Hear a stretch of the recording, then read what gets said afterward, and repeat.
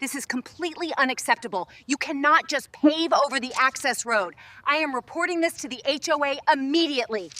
I woke up to the sound of a jackhammer chewing through my driveway and the smell of hot asphalt blowing in through my bedroom window. It was 7:12 a.m. The air was cold, and orange warning lights were flashing outside like a crime scene. I stepped out in slippers and saw a concrete crew cutting a neat gray stripe 15 feet into my driveway, right up to the front of my parked truck. Our HOA president, Karen in a neon visor and a steaming to-go coffee, stood there with a clipboard, smiling like this was a gift. I yelled over the noise, "What are you doing to my driveway?" She didn't even flinch, just pointed at the crew and said, "Easement work. Board approved. Rules are rules." That's when the whole title of this mess flashed through my head like a headline. HOA paved 15 feet across my driveway, rules are rules. Then I pulled the survey. I told her my deed showed this driveway was on my lot. She waved a folded paper at me like a magic trick and said the board voted to extend the sidewalk and create extra street parking. And my driveway was encroaching.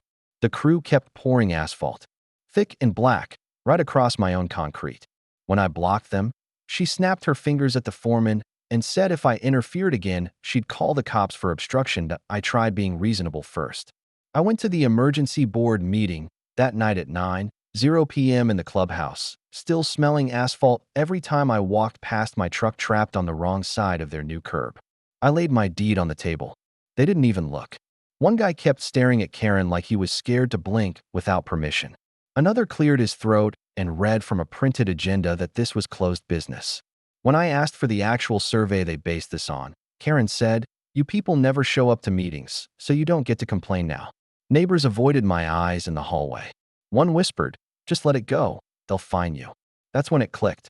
They were scared of her. I felt my face burn, but I drew my line in the sand. No yelling, no crazy stuff. Just every proper channel I could find. Back home, I cleared off my dining table and started a war the boring way. I lined up photos, emails, and call logs in a binder. I wrote a header on one page. Timeline item 1, April 5th at 4:27 a.m. false trespass call. That was the time Karen had called the cops because I was unloading a ladder from my own truck.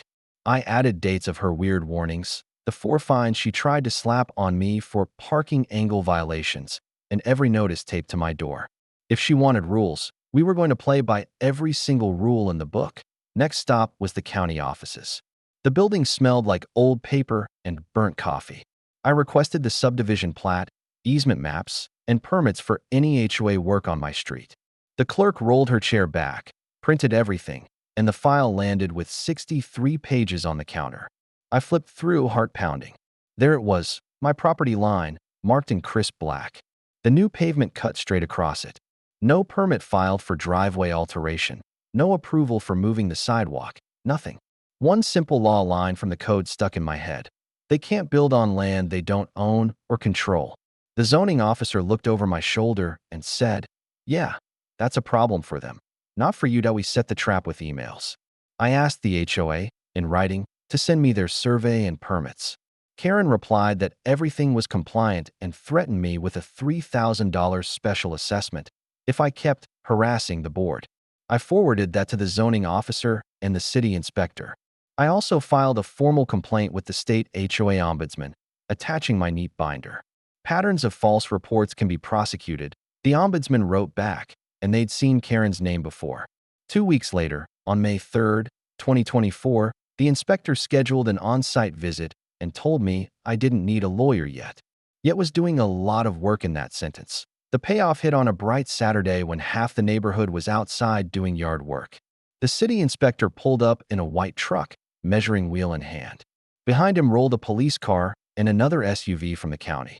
Karen came strutting out with her clipboard, acting like they were there to back her up.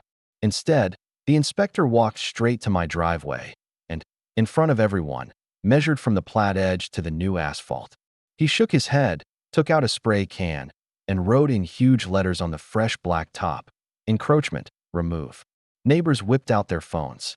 Someone across the street yelled, "Oh wow, they paved the wrong driveway." Karen's face went the exact color of her visor. The officer asked her about the false trespass calls and her emails about blocking construction. I watched him flip through my binder on the hood of his car, pausing at timeline item 1 April 5th at 4:27 a.m. false trespass call. He read it, then looked at her. You understand this can be seen as harassment, right? She stammered something about protecting community standards.